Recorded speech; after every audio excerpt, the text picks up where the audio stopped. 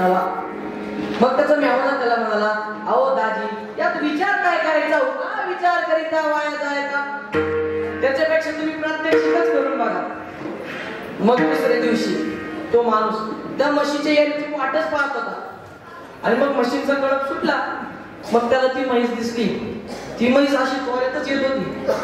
काय झालं महाराज, त्या दिवशी आहे ना त्या म्हशीच्या मालकाने त्या गवड्याने त्या म्हशीला लय मारलं आणि म्हशी या मारायचंच नाही की जरा. बरोबर का नाही बाबा, बरोबर ना, म्हशी या मारायच्याच नाही की जरा. विनोदाचा भाग सोडून घ्या, त्या गवड्याने त्या म्हशीला लय मारलं होतं आणि ती म्हैस अशी त्वरेतच येत होती. आणि यांनी जर ठरवलं होतं मागचा पुढचा विचार न करता अजूनही मारायचीच. जशी ती म्हैस पुढे आली त्याने मागचा पुढचा विचार न करता बरोबर म्हशीच्या शिंगात उडी मारली आणि त्याचं डोकं त्या म्हशीच्या शिंगात अडकलं. जी म्हैस उदाळली, आपली उदाळीच म्हणतात ना, आमच्या आळंदी साईडला म्हशीने बोंगा केला, बोंगा असं म्हणतात. जी म्हैस उदाळली, घरा फिरवला, फिरवला, डायरेक्ट उखाड्यावर. मग गावातले काही शहाणे सुरते लोक तिथं जमा झाले. मग त्याला उचललं, दवाखान्यात नेलं आणि मग तिथं तो गवळी आला दवाखान्यात त्याला भेटायला. म्हशीचा मालक म्हणाला, काय राव काय करता तुम्ही? त्याला विचार करून तर उडी मारतो. 4 महिन्यापासून तोच विचार करत होतो.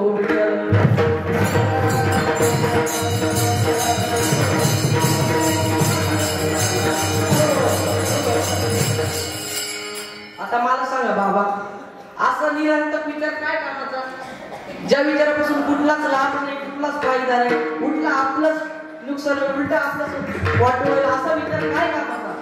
म्हणून महाराज कुठलाही विचार सुद्धा विचार करूनच करायला हवा. कळतंय ना, डोक्यावरून नाही ना जात. मी घरी जाऊ का? कुठलाही विचार सुद्धा विचार करूनच करायला हवा. विठाला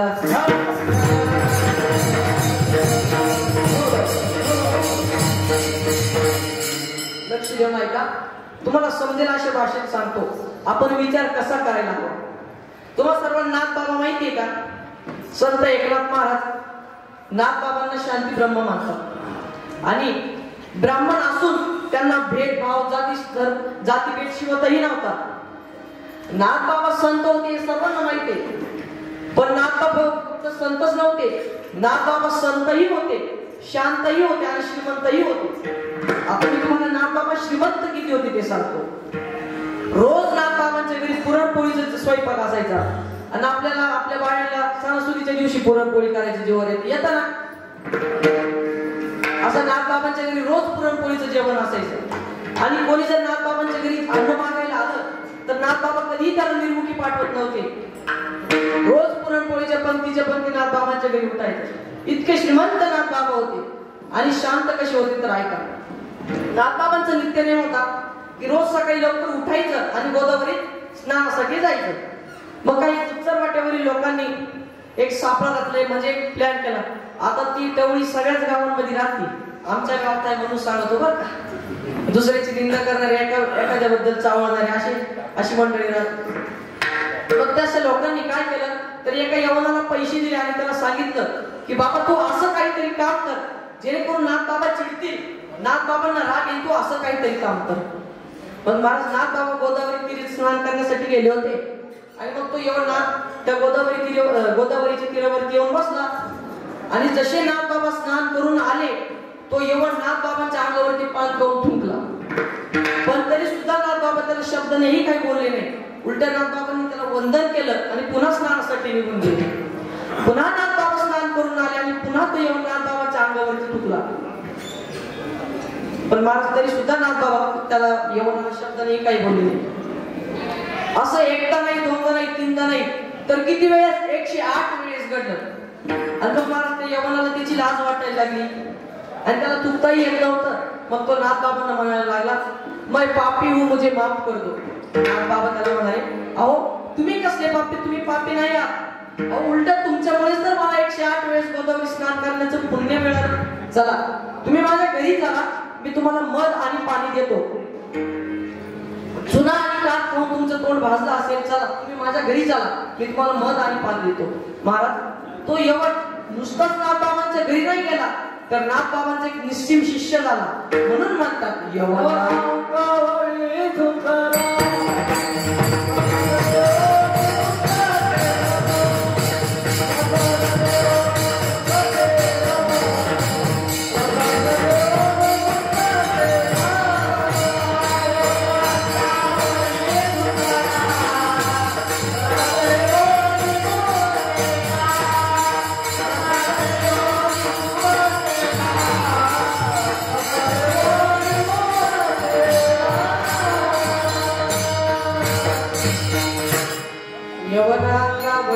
यमला प्रसाद देऊनी मुक्त केला विठ्ठल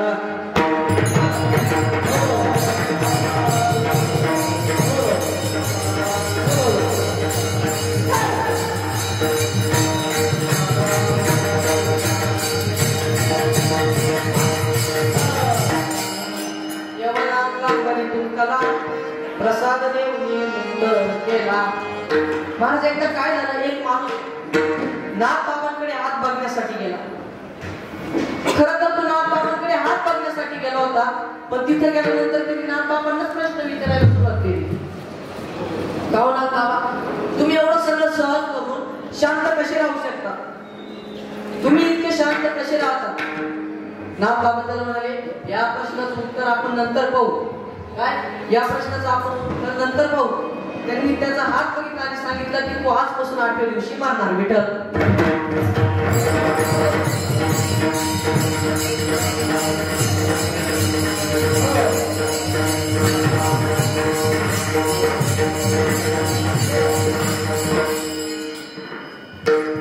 महाराज नागबाबांनी त्याचा हात बघितला आणि सांगितलं की तू आजपासून 8व्या दिवशी मारणार.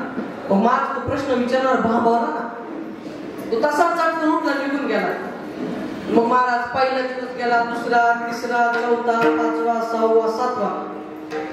पण महाराज 7व्या दिवशी जेव्हा तो अंतराव पडला त्याला झोपच येईना. सतत डोक्यात मरणाचा विचार, मी उद्या मारणार आहे, आजची माझी शेवटची रात्र, आजची माझी शेवटची झोप, उद्याचा सूर्य मी पाहणार नाही, असा विचार करत करत तो झोपला. आणि सकाळी जेव्हा उठला तेव्हा त्याला वाटलं की आपण आता स्वर्गात असू. पण पाहतो तर काय, अंतरून आता तसाच चटकन उठला, नागबाबांकडे निघून गेला. नागबाबांना म्हणलं, का हो नागबाबा, तुम्ही तर मला म्हणले होते की आजपासून 8व्या दिवशी मी मारणार, पण मी तर जिवंतच आहे. नागबाबा त्याला म्हणाले, आधी तू मला सांग, या 8 दिवसात तू कोणाशी भांडलास का? कोणाला दुखावलं का? कोणाला त्रास दिला का? तू म्हणाला नाही. मग तू मला सांग, या 8 दिवसात तू नेमकं काय केलं? मग तो नागबाबांना सांगायला लागला की अहो, माझ्या डोक्यात सतत मरणाचाच विचार यायचा की मी उद्या मरणार आहे, आजची शेवटची रात्र, शेवटची झोप, उद्या मी पाहणार नाही, उद्या मी मरणार आहे. मग मी ठरवून टाकलं की मरायच्या आधी ज्यांना ज्यांना मी त्रास दिला, काय ज्यांना ज्यांना मी त्रास दिला त्यांची माफी मागायची, ज्यांना मी दुखावलं त्यांची माफी मागायची, ज्यांची बांध कोरले त्यांना त्यांची माफी मागायची, ज्यांनी मला दुखवलं त्यांना मी मन माफ करून टाकलं. आणि इतकी वर्ष ज्या भावंडांबरोबर बोललो नाही त्या भावंडांबरोबरचं लहानपण आठवायचं. सगळे वाद भांडणं भेदभाव मिटवून टाकायचे. आता कुठे मन हलकं झाल्यासारखं वाटतंय. महाराज तुम्हाला की ना, मी मरायच्या आधी ठरवून टाकलं की सगळ्यांची माफी मागायची, ज्यांना ज्यांना मी दुखावलं, ज्यांना मी त्रास दिला सर्वांची माफी मागायची, आणि ज्यांनी मला दुखवलं त्यांना मी मनोमन माफ करून टाकलं. आणि आता कुठे मन हलकं झाल्यासारखं वाटतंय. मग नागबाबा त्याला म्हणाले, अरे तू जो प्रश्न त्या दिवशी मला विचारला होता ना की नागबाबा तुम्ही एवढं सगळं सहन करून शांत कसे राहू शकता, तुम्ही इतके शांत कसे राहता, त्याचं हेच तर उत्तर आहे. अरे तू जो विचार या 8 दिवसात केला ना, तो विचार मी सतत करत असतो. तो विचार मी कधी माझ्या दृष्टीआड होऊ देत नाही. सतत स्वतःला समजावून सांगत असतो आणि कसं वागत असतो की आपण तर 2च दिवसांचे पाहुणे, आपण आज ना उद्या मरणारच. आपण येताना काही घेऊन आलो, जाताना काही घेऊन जाणार आहे. कशाला कोणाशी वैर धरायचं, कशाला कोणाशी भांडण करायचे? आणि महाराज नागबाबा म्हणाले की असाच जर विचार आपण सगळ्यांनी केला ना तर कितीतरी संघर्ष आपोआप सुटतील. काय कितीतरी संघर्ष आपोआप सुटतील. म्हणून जगद्गुरु तुकोबाराय म्हणतात की हा संसार रूपी समुद्र पार करण्यासाठी आपण हा विचार केला पाहिजे. कधी कधी पावलं पावलं, वेळोवेळी, तासातासाला, मिनिटाला, क्षणाला अभंगाचे प्रथम चरण क्षणोक्षणाला करावा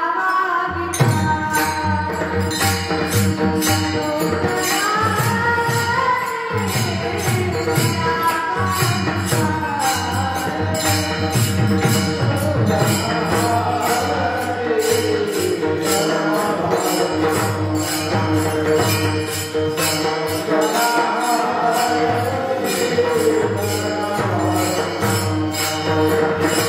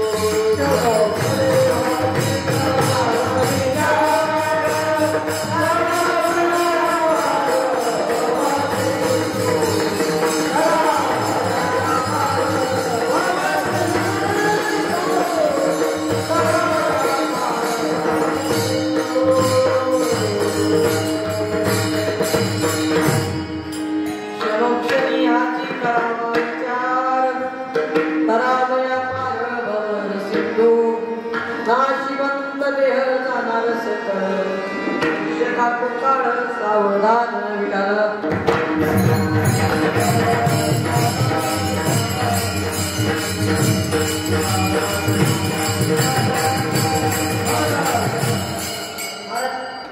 आपण आज न उद्या मरणारच हे सर्वांनी लक्षात ठेवलं पाहिजे. कारण जो व्यक्ती जन्माला आला त्याला एक ना एक दिवस जायचंच आहे. आणि ज्या दिवशी आपण जन्माला आलो ना त्या दिवसापासून आपण आपलं मरण सोबत घेऊन आलेलो असतो. आणि असा एकही व्यक्ती या पृथ्वी तलावरती नाही की ज्याने जन्म घेतला पण तो मेलाच नाही. आहे का असा कोणी? बाबा आहे का असं कोणी? तुमच्या पाण्यात असलं तर मलाही सांगा. नाही ना? नाही का? अहो आपले आजी पंचे गेले आपल्यालाही जावंच लागणार आहे. आजा गेला पंचा गेला बाप मसना गेला देखत देखत कोणी पैसा झाला. जाणं हा प्रकृतीचा नियम आहे. जाणं या नियतीचा नियम आहे. जो व्यक्ती जन्माला आला त्याला एक ना एक दिवस जायचंच आहे. महाराज अहो ज्याप्रमाणे आपण जुने कपडे टाकून नवे कपडे परिधान करतो तसाच आपला जीव आपला आत्मा सुद्धा हा जुना देह टाकून नव्या देहात प्रवेश करत असतो. तुम्हाला गीतेतला पुरावा देतो, लक्ष देऊन ऐका. अध्याय क्रमांक 2 सांख्य योग नाम गीत योग ध्याय, बरोबर ना महाराज? आणि श्लोक क्रमांक 22 वासांसी जीर्णानि यथा विहाय नवानि करो पराय यथा शरीरानि विहाय म्हणजे ज्याप्रमाणे माणूस जुने वस्त्रे टाकून नवे वस्त्रे परिधान करतो तसंच आपला जीवात्मा सुद्धा जुना देह टाकून नव्या देहात प्रवेश करत असतो. Yes, the law of conservation energy states that energy cannot be created nor be destroyed. It only converted into one form to another form.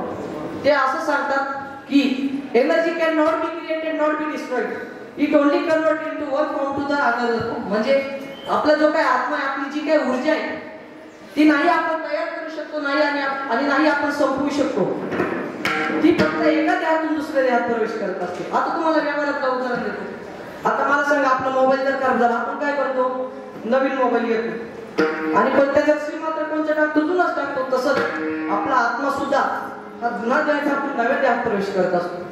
जिंदगी एक किराए पर है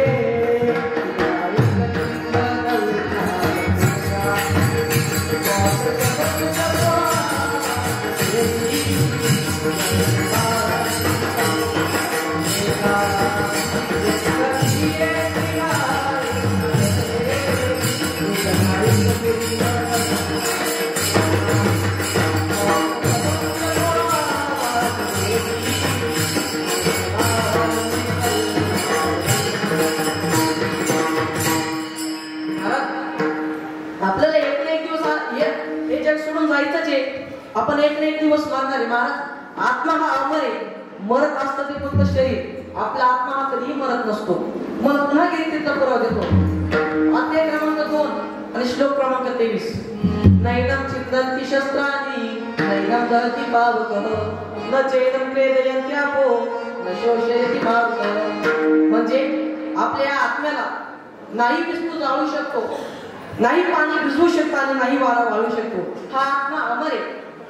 महाराज जाणं हा प्रकृतीचा नियम आहे. जो व्यक्ती जन्माला आला त्याला एक ना एक दिवस जायचंच आहे. अहो इथं अवतारांनाही आपला अवतार संपवावा लागला. मग अवताराच्या काय वेळ लागणार आहे? अवतारांना म्हणजे देवादिकांना ज्यांनी धर्मरक्षणासाठी वेगवेगळे अवतार घेतले त्यांनाही आपला अवतार संपवावा लागला. आणि अवताराचे म्हणजे तुम्ही आम्ही तर महाराजांच्या भाषेत सांगू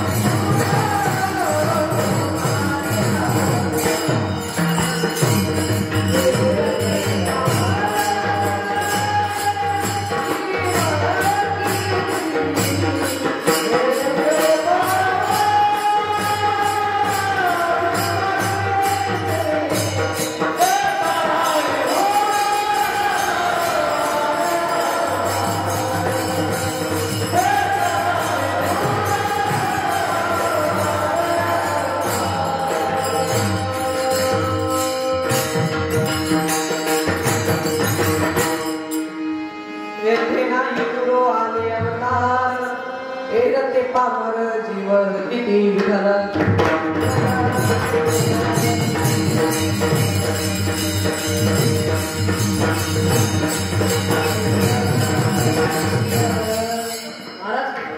जो जन्माला आला त्याला एक दिवस जायचं मग तो कितीही बलवान असू द्या कितीही श्रीमंत असू द्या कितीही पैसेवाला असू द्या एक दिवस जायचं. मी तुम्हाला सत्य घटना सांगतो लक्ष देऊ नाही का.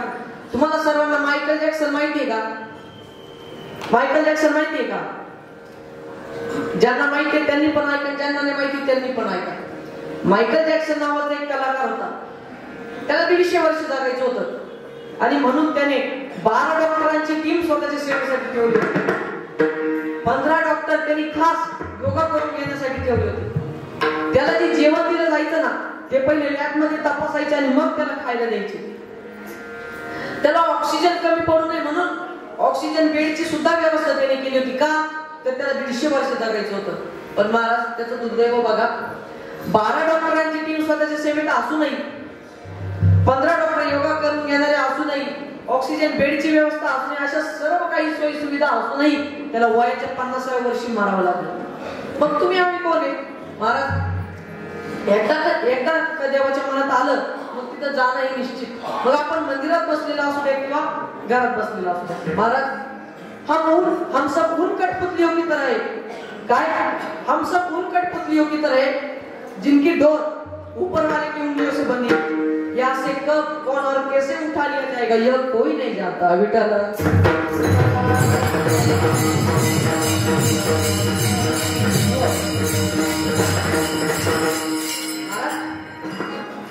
गायीच्या ओठावरचं आईचं दूधही वाढलेलं नसतं तरी सुद्धा त्यांना मरण येतं.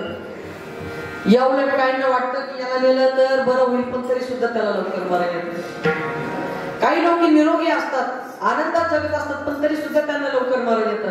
आणि काही लोक वर्षानुवर्ष अंतरणाला खेळलेले असतात दुःखात असतात तरी सुद्धा त्यांना लवकर मरण येत नाही. याचं कारण असं की ज्याचं त्याचं आयुष्य ठरलेलं आहे त्याचं तेवढं आयुष्य जगून झालं की त्याला जगाचा निरोप हा घ्यावाच लागतो. जगद्गुरु तुकोबाराय म्हणतात की हे जीवन एक क्षणभंगुर आहे. काय जीवन एक क्षणभंगुर आहे. या क्षणाला आपण जिवंत आहोत पुढच्या क्षणाला आपण जिवंत आहोत हे सांगता येत नाही. आता प्रसाद महाराज मला सांगा आज आपली भेट झाली उद्या आपली भेट होईलच हे सांगता येईल का. कारण हे आपल्या हातात नाही. अहो ज्ञानोबाराय म्हणतात की मासी पाक पाकडी तवय सरे. बरोबर ना. मासी पाक पाकडी तवय सरे म्हणजे माशीला पंख फडफडायला वेळ लागतो पण मरायला लागत नाही. अहो म्हणून जर कोणी आतमध्ये गेलं तर आपण म्हणतो ना की आताच तर भेटलो होतो आताच तर आम्ही बोललो होतो आताच आमची भेट झाली होती अचानक कसं काय झालं. काही लोक तर म्हणतात की या डॉक्टर कधीला असतं तर वाचलं असतं अमक्या ठिकाणी गेलं असतं तर जगलं असतं. एकदा का देवाच्या मनात आलं मग जाणं हे निश्चित. मग तिथं कोणाचंच चालत नाही. आले देवाजीच्या मनात ते कोणाचे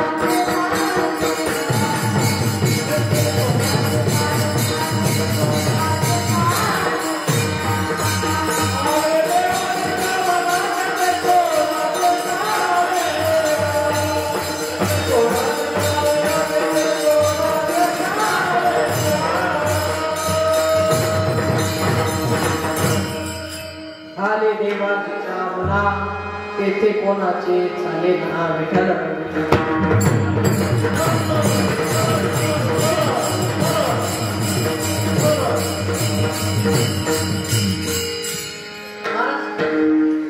एका ठिकाणी कीर्तनाला गेलो ओझर साईडला. माझे वडील माझ्या सोबत होते. तर मग मी त्या कीर्तनात म्हणलो की या गावातले सगळे लोक एक ना एक दिवस मारणार आहे. अख्खं गाव शांत झालं. तर पाठीमागं कोपऱ्यात बसलेली एक म्हातारी आजी ती नुसतीच माझ्याकडे पाहून असायची. म्हणलो काय झालं आपलं काय चुकलं का काय सांगायचं. मग मी त्या आजीला विचारलं ओ आजी अहो काय झालं तुम्ही का बरं हसताय. मग ती आजी म्हणाली अहो मला तुम्ही म्हटले ना या गावातले सगळे लोक एक ना एक दिवस मारणार आहे म्हणून कारण मी तर या गावातले नाही मी शेजारच्या गावची. मी म्हणलो अगं वैन सर तू सुद्धा जाणार सगळे सगळे सगळे लोक जाणार कारण हा किरण नाशिवंत आहे अभंगाचे दुसरेच.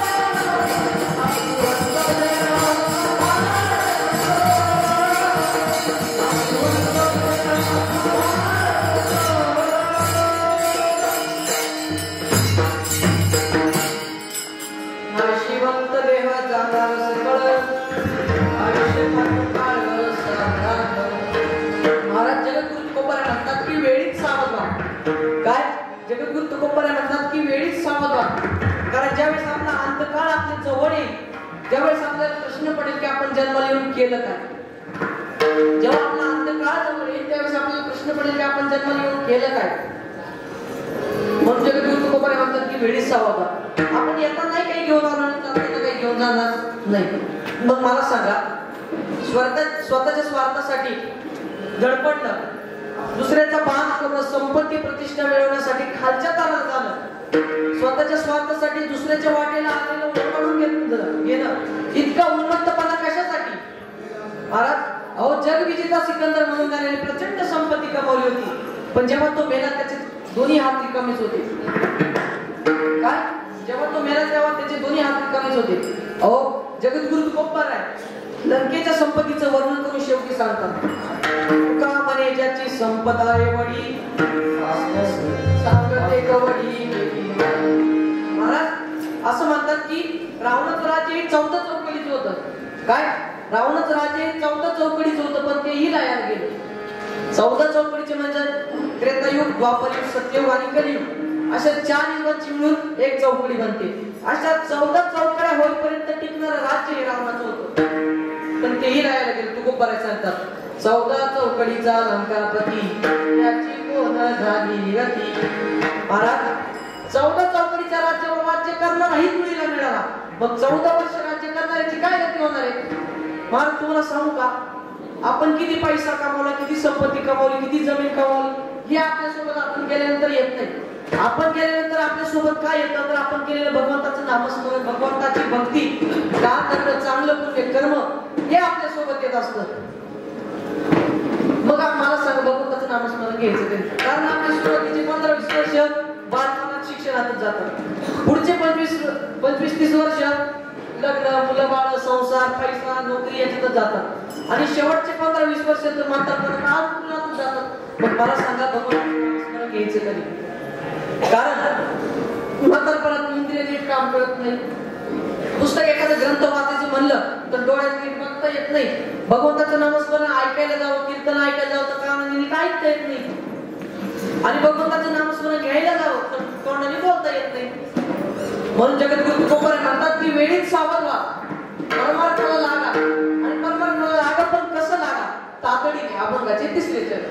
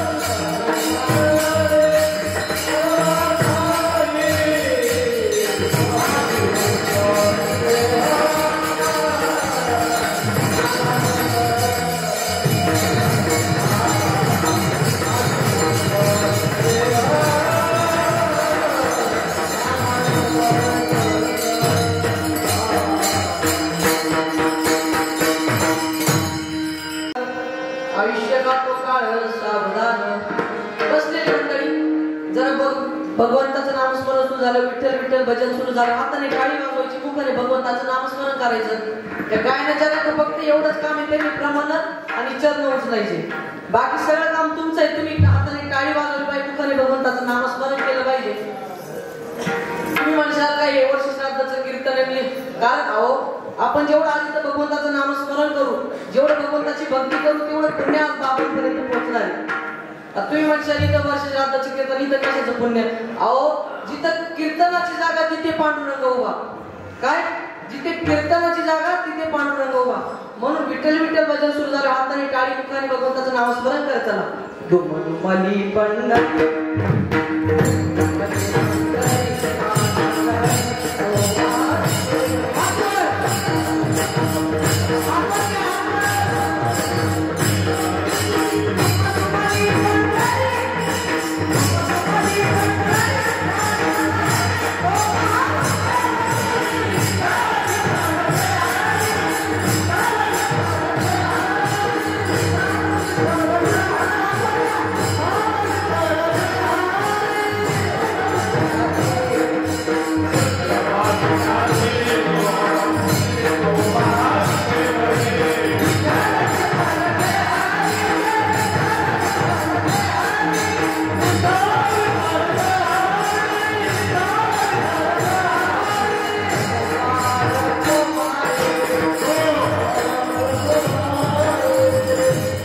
कोण असेल ना तर तो बाप आहे.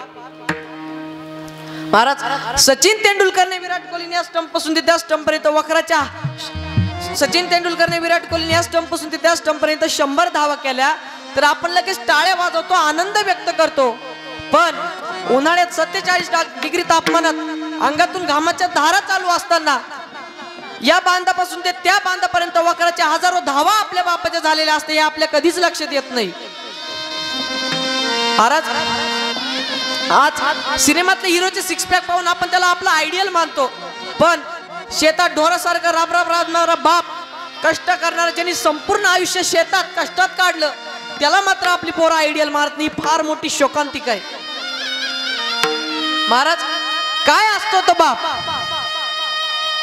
बाप स्वाभिमानी बाना बाप कनकर कना, त्याच्या काळात सुताला जाळूची संवेदना, त्याची पहाडाची छाती, त्याचे हृदय गुलाब, त्याच्या घामाच्या देवांना हिऱ्या मोत्याचा रुबाब.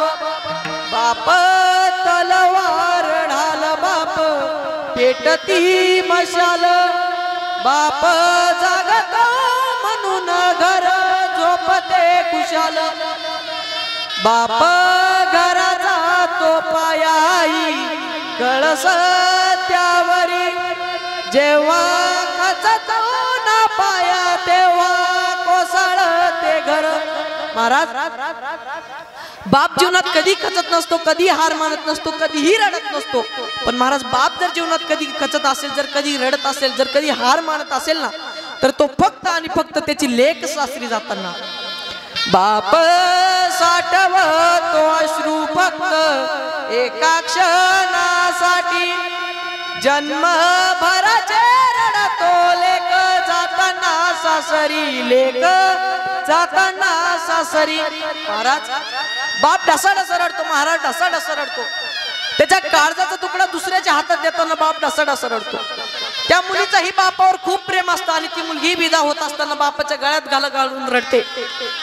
इतकं प्रेम असतं मुलीचं आणि बापाचं एकमेकांवर. महाराज अहो तुम्हाला सांगतो, आईवर आजपर्यंत अनेक कविता लिहिल्या गेल्या आहेत, बापावर लिहिल्या गेल्या असतील पण कदाचित त्या कोणी वाचल्या नसतील. अशा त्या बापाबद्दल आपल्याला काहीच कळत नाही. तुम्हाला सांगतो, जितकी आई चांगली असते ना, त्या आईपेक्षा काकणभर जो मेहनत करतो, कष्ट करतो ना, तो बाप असतो. महाराज आई मला 1 रुपया दे, आई मला 1 रुपया दे म्हणल्यावर पाकिटातून 1 रुपया काढून देणार आई तुमच्या लक्षात आहे. पण महाराज ज्या बापाने 2 लाख रुपये व्याजाने काढून तुमच्या शाळेची फी ज्या बापाने भरली, त्या बापाचं हृदय कुठं असतं याचा विचार करा.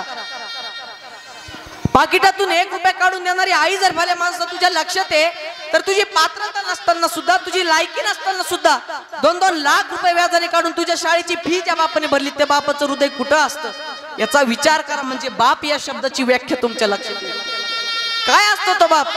आई मला भूक लागली, आई मला भूक लागली म्हटलं की 2 टायमाला जेवणाचं ताट वाढणारी आई तुमच्या लक्षात आहे. पण ज्या बापाने रात्रीचा दिवस करून, हाडाचं काढ करून, रक्ताचं पाणी करून, कष्ट करून जी 10 एकर जमीन घेऊन आमच्या आयुष्यभराच्या जेवणाची सोय केली, तो बाप किती जणांच्या लक्षात राहिला? महाराज तुम्हाला सांगतो, आई तुम्हाला आहे, आई मला आहे, आई तुम्हाला आहे, आई मला आहे. महाराज आई जर गेली ना, तर तिच्या कपाटात किमान 50 साड्या तरी नव्या सापडतील. पण महिन्याला 50-50 हजार रुपये आपला बाप कमवत होता. पण त्याने 5वा ड्रेस सोडून वर्षात कधी 6वा ड्रेसही शिवला नाही. तो बाप आहे. ज्याने दिवाळीला सगळ्यांना कपडे घेतले, पण स्वतःची बनियान फाटलेली असून मात्र 50 रुपयाची बनियान ज्याने कधी स्वतःला घेतली नाही, तो बाप आहे. महाराज अहो, माझ्या मुलाला नोकरी लागली म्हणून अख्ख्या गावाला पेढे वाटणारी आई तुमच्या लक्षात आहे काय? माझ्या मुलाला नोकरी लागली म्हणून अख्ख्या गावाला पेढे वाटणारी आई तुमच्या लक्षात आहे.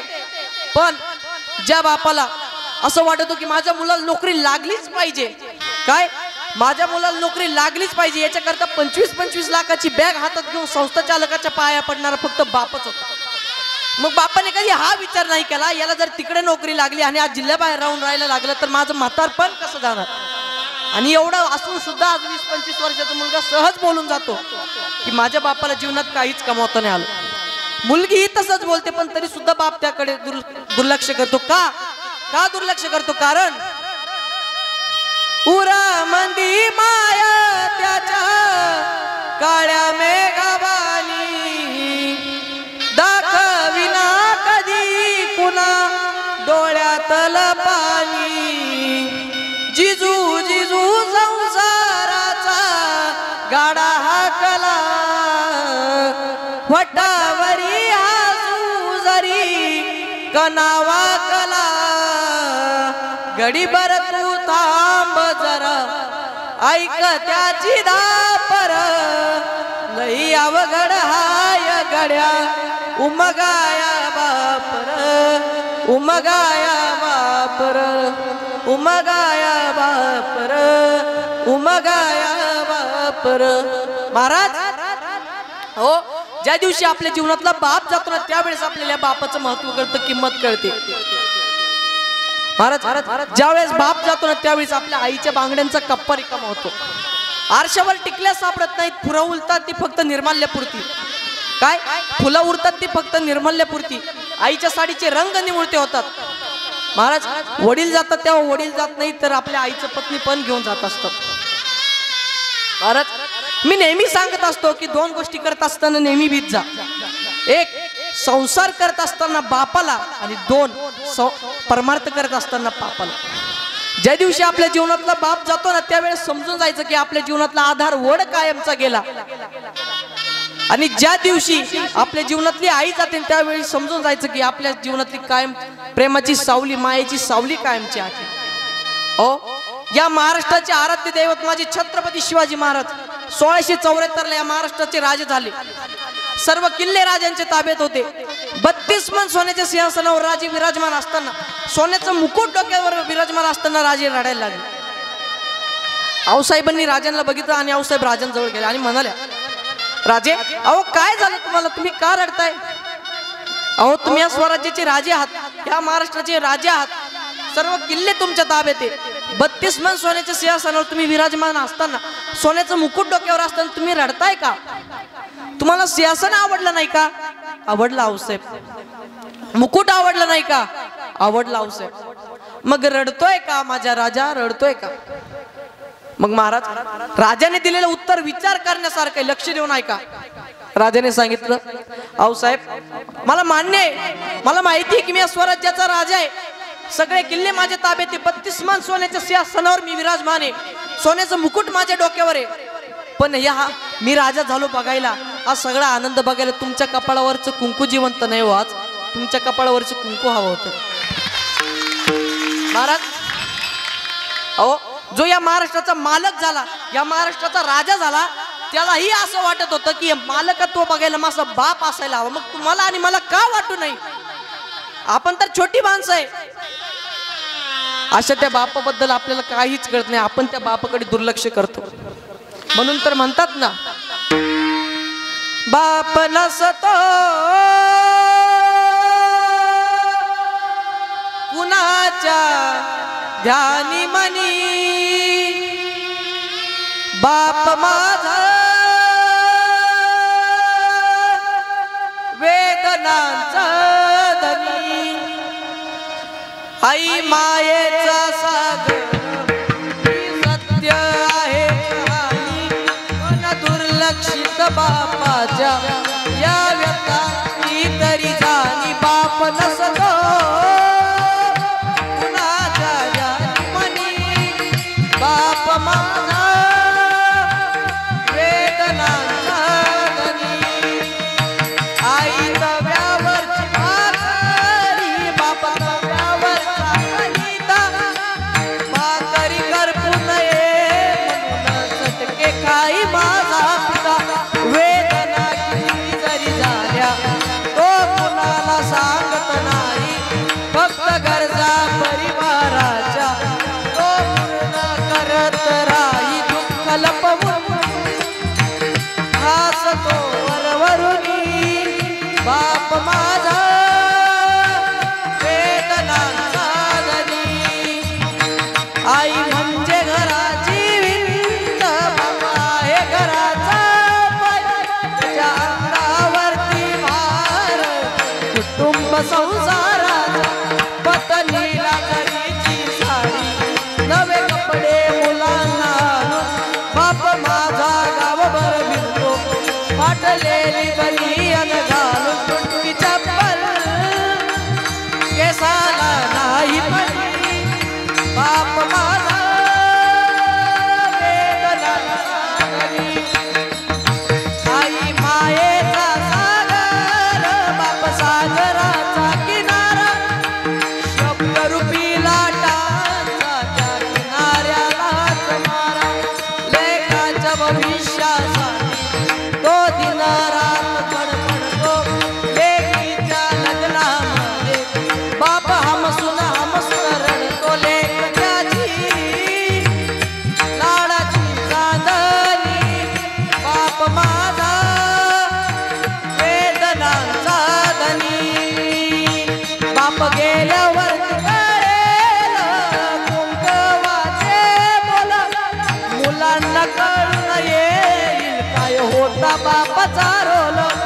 आई समजा रुक्मिणी माता, बापात विठ्ठल पहावा, या दोन दैवता पोटी पुन्हा पुन्हा मी जन्म घ्यावा. चपात्यांना त्यांच्या म्हातारपणी, बाप माझा वेदनांचा धनी, बाप नसतो कुणाच्या ध्यानी मनी, बाप माझा वेदनांचा धनी, वेदनांचा धनी, वेदनांचा धनी.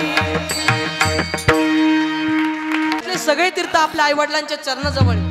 तुम्ही फक्त आई वडिलांची सेवा करा, जगात तुम्हाला कुठलीही तीर्थयात्रा करायची गरज पडणार नाही. सकल तीर्थांची धुरे जी एका माता पितरे, तया सेवेसी करी शरीरे लोन कीजे. महाराज ज्ञानोबा म्हणतात की फक्त तुम्ही आई वडिलांची सेवा करा, कारण आई वडिलांच्या चरणाजवळ सगळे जगातले सगळे तीर्थ आपल्या आई वडिलांच्या चरणातचे, म्हणून तुम्ही आई वडिलांची सेवा करा. माय बाप केवळ काशी, तेने न जावे तीर्थासी. महाराज जगद्गुरु तुकोबा म्हणतात की आपले जे काय आई वडील आहे ना, हे देवाचं स्वरूप आहे. काय आपले आई वडील हे देवाचं स्वरूप आहे. तू नामस्मरण करा. आपण जर संतांचं ऐकलं तर आपलं भलं होईल, आणि जर नाही ऐकलं तर त्याचा परिणाम हे जरी नाही कळालं